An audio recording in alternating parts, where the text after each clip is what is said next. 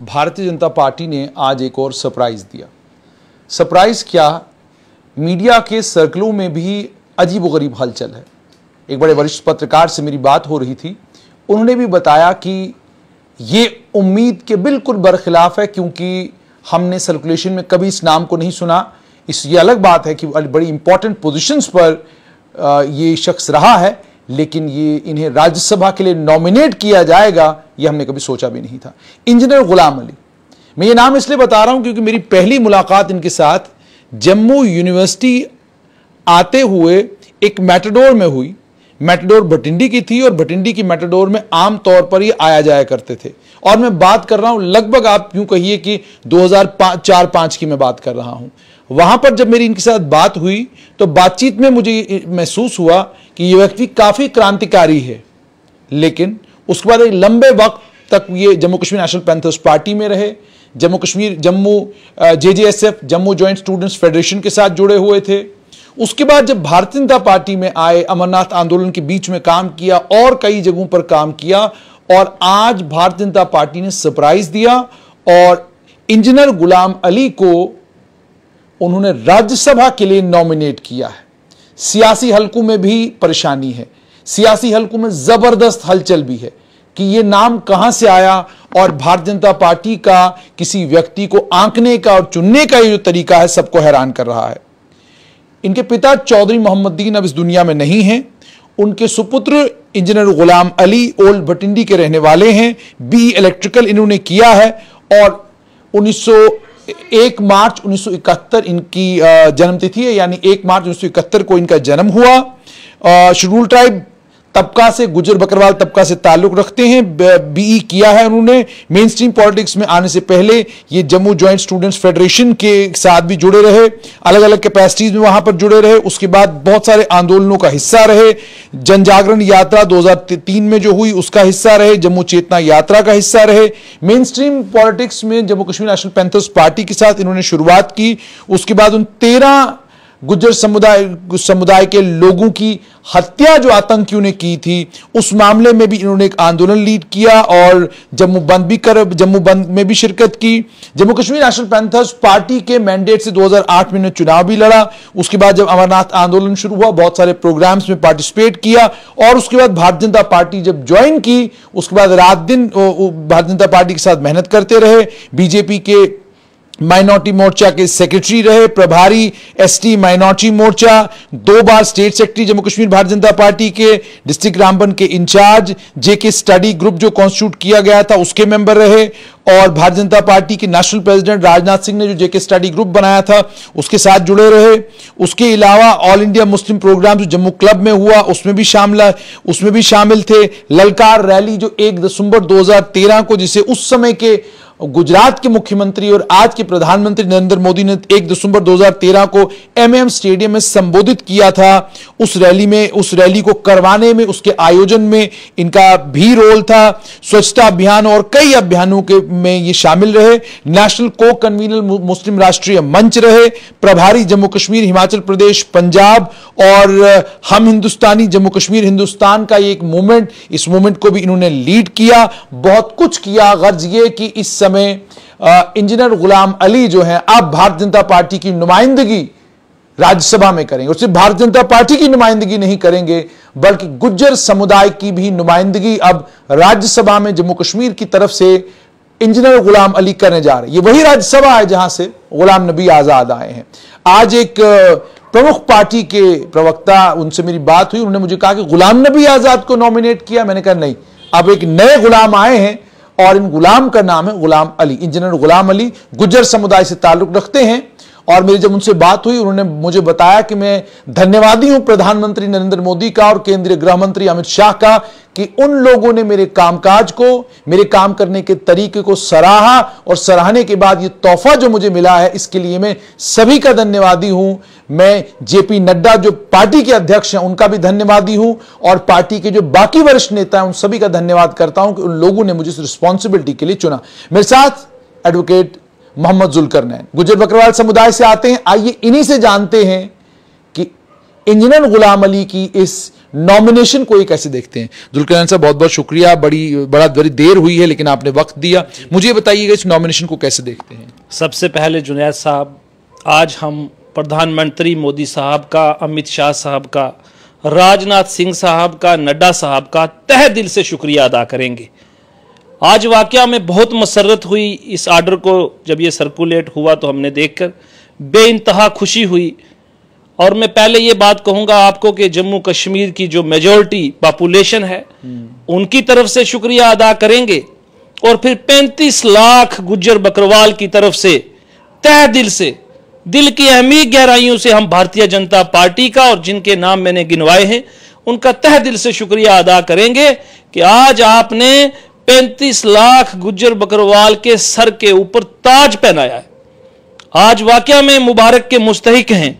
आज आपने एक उस आदमी को, जमीनी सतह का आदमी जो जमीन के साथ जुड़ा हुआ था, अर्श से फर्श तक आप उसको लेकर गए हैं। आज आपने ये दिखाया है कि आपकी सिलेक्शन जो है वो क्या है। मुझे बहुत खुशी हुई कि आपकी जो पैनल था उस पैनल में और लोगों के नाम भी थे, और लेकिन उन तमाम पैनल लिस्ट में से आपने गुलाम अली साहब को जो है नॉमिनेट। आप जानते हैं जाती तौर पे उनको? देखिए, बहुत अच्छे से जानते हैं, और परसों हम एक ही शादी में, आप भी वहां मौजूद थे, तो गुलाम अली साहब से मुलाकात हुई और मुझे मालूम नहीं था कि आज वो राज्यसभा के मेंबर नॉमिनेट होंगे।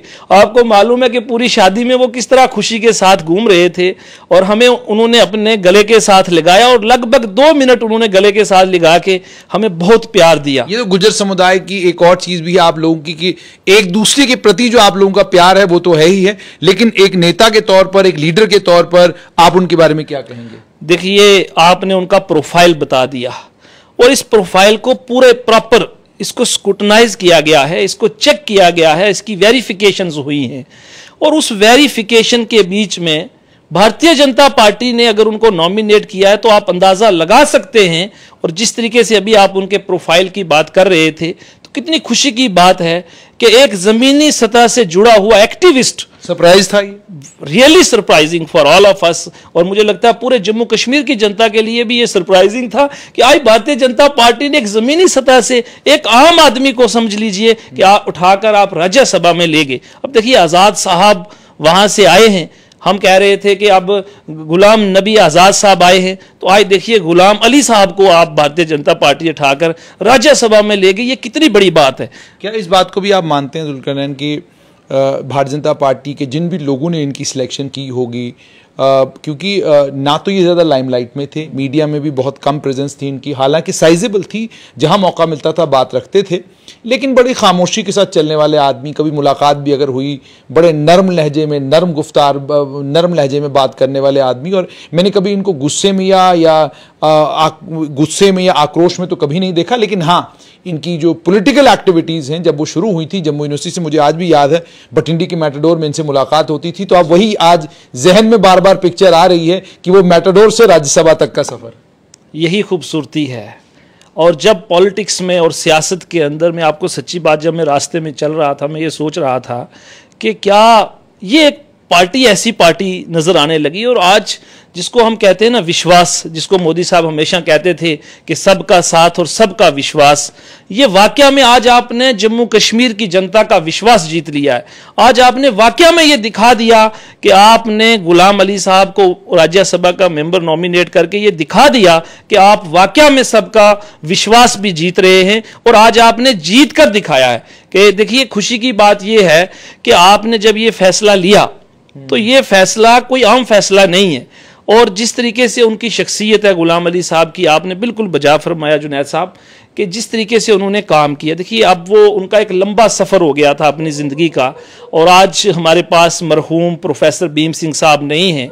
मैं समझता हूं कि उनका भी एक बड़ा कंट्रीब्यूशन है उनकी पर्सनैलिटी को डेवलप करने में, चूँकि ये उन्हीं के शागिर्द रहे हैं। सियासी सफ़र जो है वो गुलाम अली साहब का प्रोफेसर भीम सिंह साहब की ज़िंदगी में और उनकी सरपरस्ती में हुआ है। तो जो उन्होंने उनको डेवलप किया था, मुझे लगता है कि हम उनको भी तहे दिल से श्रद्धांजलि पेश करते हैं। और जब प्रोफेसर भीम सिंह साहब के साथ भी हमारा एक दिली प्यार था, एक मोहब्बत थी कि उनका यहाँ के लिए और हिंदुस्तान के लिए जो कंट्रीब्यूशन था, तो उनका क्रीमेशन के लिए हम उनके आबाई गांव तक भी गए थे उनके साथ।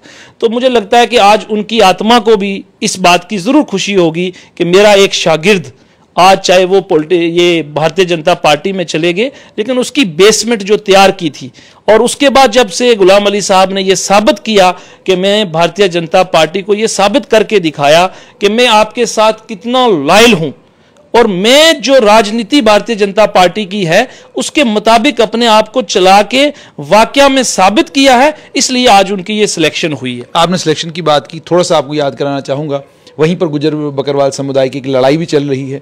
लड़ाई ये है कि आप अगर पहाड़ी कबीला के लोगों को भी एसटी देते हैं तो उससे हमें नुकसान होगा। क्या ये माना जाए कि ये एक बहुत बड़ा हीलिंग टच है जो इंजीनियर गुलाम अली को राज्यसभा के लिए नॉमिनेट किया गया है?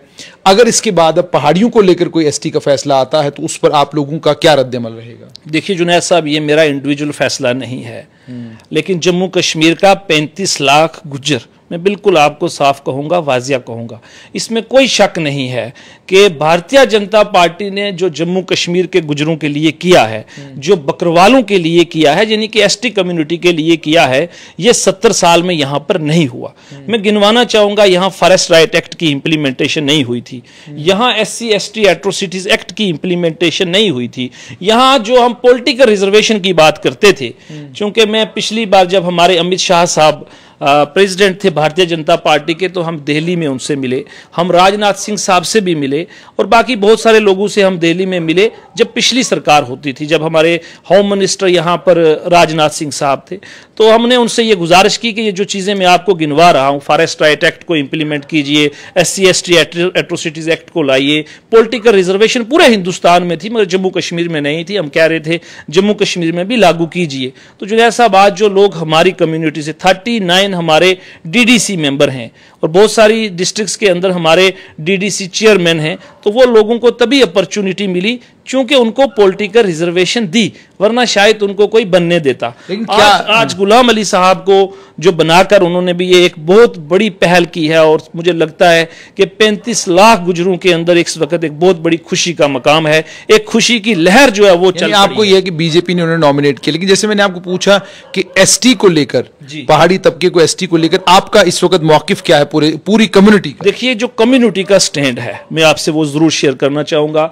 जो 35 लाख गुजर बकरवाल इस वक्त एक एप्रीहेंशन में है। देखिए, ये एक रिजर्वेशन एक बड़ा ही स्ट्रांग और मैं समझता हूं बड़ा ही गहराव जो है वो इसके साथ लोगों का जुड़ा हुआ है।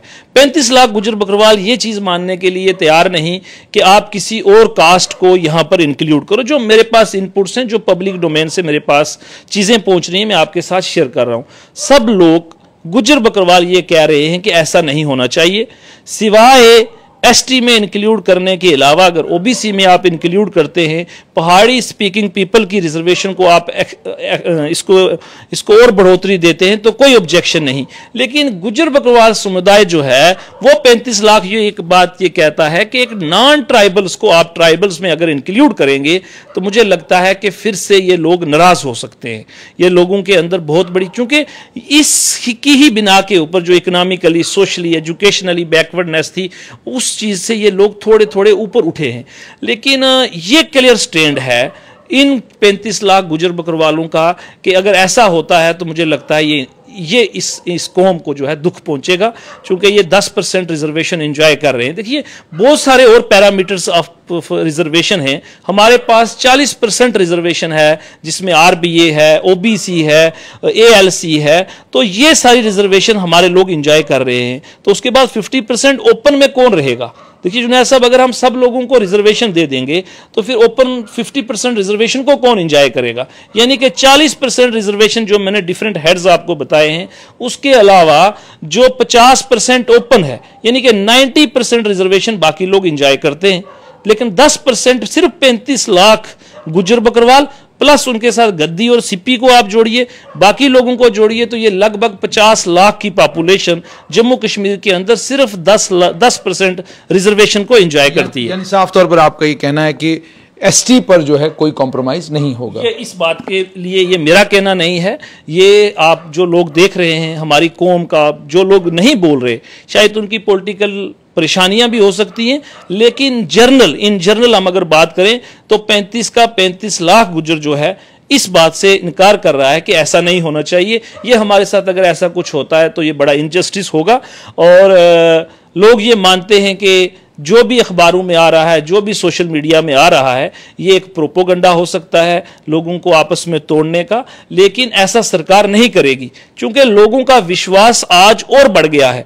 जब गुलाम अली साहब की इस नई पोजीशन को देख रहे हैं तो मुझे लगता है लोगों का विश्वास और बढ़ गया है कि गुज्जर बकरवालों के साथ कोई भी नाइंसाफी नहीं होगी। और एक वो देखिए, कौम की एक बड़ी बात आपको और भी जुनैद साहब यहां देखनी पड़ेगी कि पिछले जब से 1947 से हम हिंदुस्तान के हिस्से हैं, आपने कभी गुज्जर को कभी एंटी नेशनल होते हुए नहीं देखा होगा। आपने कभी बॉर्डरों की सरहदों के ऊपर अगर आपने किसी को देखा है, उन सरहदों को बचा के रखा है, वो गुज्जर है। आपने देखा होगा जब भी कहीं पर वार होती है वहां गुज्जर शरेआम अपनी जान को कुर्बान करने के लिए इस देश के लिए तैयार है।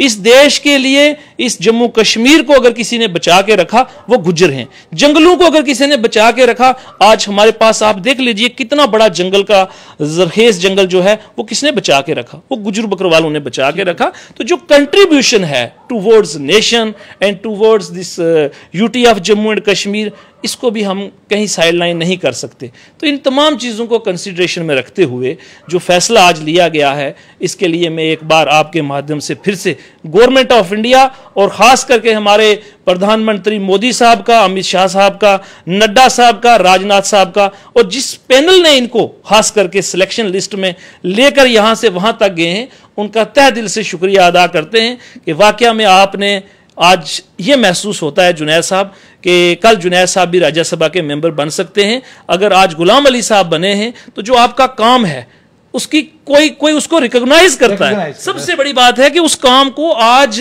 भारतीय जनता पार्टी ने रिकॉग्नाइज करके हमारे दिल के अंदर एक इनकरेजमेंट हुई है कि जो लोग आंदोलन करते हैं, जो लोग मेहनत करते हैं, उनकी भी सुनवाई कहीं है, उनको भी किसी न किसी मुकाम के ऊपर आप अप्रिशिएट करते हैं और आपने उस काम को अप्रिशिएट करके ये दिखाया है। बहुत बहुत शुक्रिया। तो आपने सुना जुल्करनैन ने ये तमाम बातें, एडवोकेट जुल्करनैन ने ये तमाम बातें कही हैं। जहां पर एक तरफ एक पॉलिटिकल पार्टी है जिस पॉलिटिकल पार्टी में नामों की सिलेक्शन के ऊपर हंगामे होते हैं और लोग पार्टियां छोड़कर भाग जाते हैं और अपनी नई पार्टियां बना लेते हैं, वहीं पर एक सियासी जमात ऐसी भी है जिस सियासी जमात को लेकर अलग अलग धर्म के लोगों के बीच में अलग अलग तरह की बातें, अलग अलग तरह की चीजें आज भी प्रचलित हैं और लोगों के बीच में आज भी उन तमाम चीजों पर गौर खोज होता है। लेकिन अहम सबसे बात यह कि इंजीनियर गुलाम अली को चुना गया और एक ऐसे शख्स को चुना गया जो मैंने आपको कहा पहले ही कि खामोश रहने वाले, कम शोर करने वाले, मीडिया में कम नजर आने वाले, लेकिन कार्यकर्ता के तौर पर बिल्कुल आखिरी पायदान पर बैठे हुए थे और कार्यकर्ता के तौर पर काम कर रहे थे।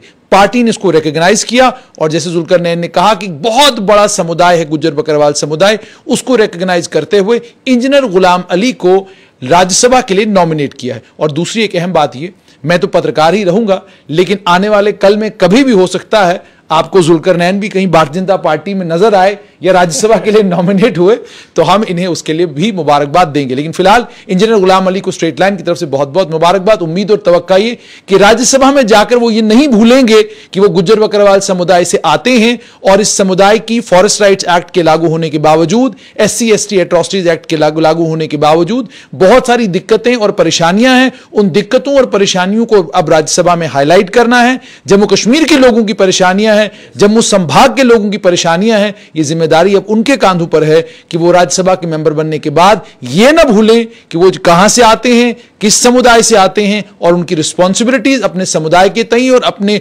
संभाग और अपने केंद्र शासित प्रदेश की तरफ क्या क्या है।